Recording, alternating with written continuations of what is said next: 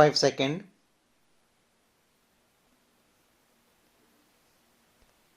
Start. After the end of the bipolar structure of world politics in the early 1990s, it became clear that alternative centers of political and economic power could limit America's dominance. Thus, in Europe and European Union (EU) and in Asia, the Association of Southeast Asian Nations (ASEAN) have emerged as force to reckon with. While evolving regional solutions to their historical enmities and weakness, both the EU and the ASEAN have developed alternative institutions and conventions that build a more peaceful and cooperative regional order and have transformed the countries in the region into prosperous economies.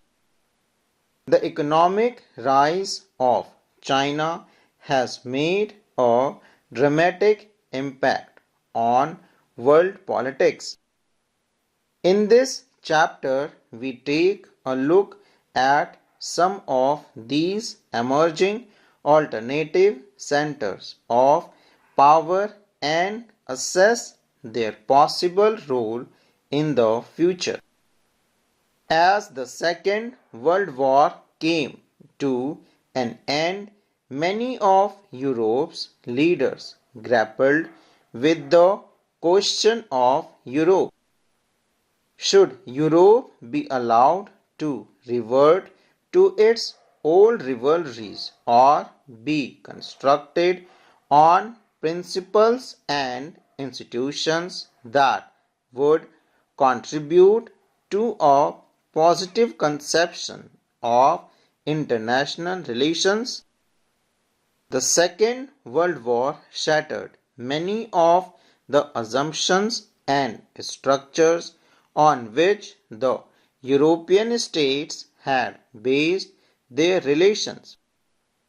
In 1945, the European states confronted the ruin of their economies and the destruction of the assumptions and structures on which Europe had been founded. European integration after 1945 was aided by the Cold War.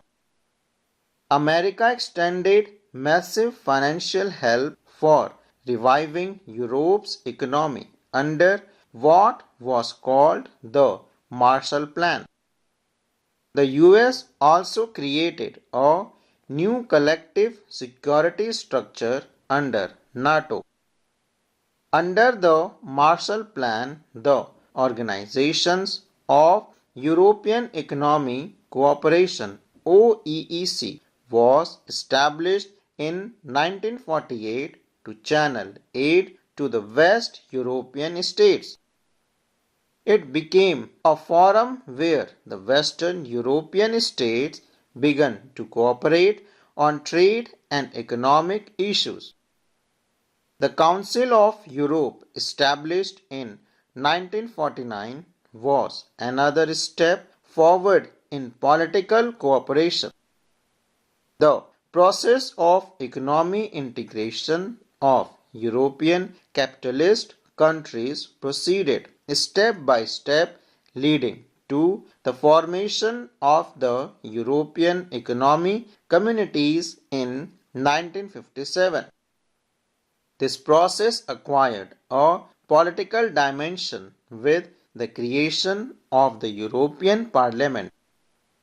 The collapse of the Soviet bloc put Europe on a fast track and resulted in the establishment of the European Union in 1992.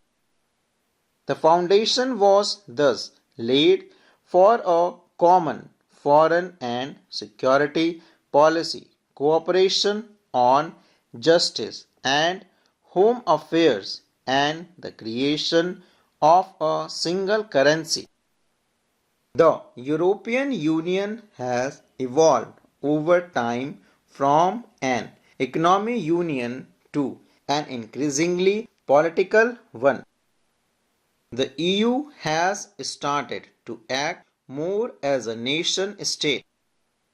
While the attempt to have a constitution for the EU have failed, it has its own flag, anthem, founding date, and currency.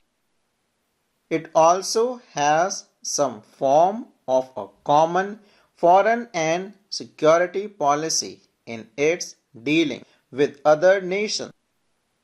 The European Union has tried to expand areas of cooperation while acquiring new members, especially from the erstwhile Soviet bloc. The process has not proved easy, for people in many countries are not very enthusiastic in giving the EU powers that were exercised by the government of their country. The EU has economic, political, and diplomatic and military influence. The EU is the world's biggest economy with a GDP of more than $12 trillion in 2005, slightly larger than that of the United States. Its currency, the euro, can pose a threat to the dominance of the US dollar. Its share of world trade is 3 times larger than that of the United States, allowing it to be more assertive in trade disputes with the US and China. Its economic power gives it influence over its closest neighbors as well as in Asia and Africa. It also functions as an important bloc in international economic organizations such as the World Trade Organization (WTO). Two members of the EU, Britain and France, hold permanent seats on the UN Security Council. The EU includes several non-permanent members of the UNSC.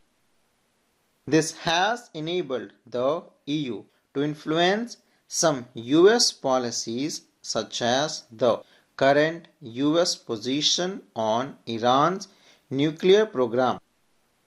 Its use of diplomacy, economic investments, and negotiations rather than coercion and military force has been effective, as in the case of its dialogue with China on human rights and environmental degradation. Military: the EU's combined armed forces are the second largest in the world. Its total spending on defense is second after the US. Two EU member states, Britain and France, also have nuclear arsenal of approximately 550 nuclear warheads. It is also the world's second most important source of space and communications technology. As a supranational organization, the EU is able to intervene in economic, political, and social areas. But in many areas, its member states have their own foreign relations and defense policies that are often at odds with each other. Thus, Britain Prime Minister Tony Blair was America's partner in the Iraq invasion, and many of the EU's newer members made up the US-led coalition of the willing, whereas Germany and France opposed American policies. Full stop.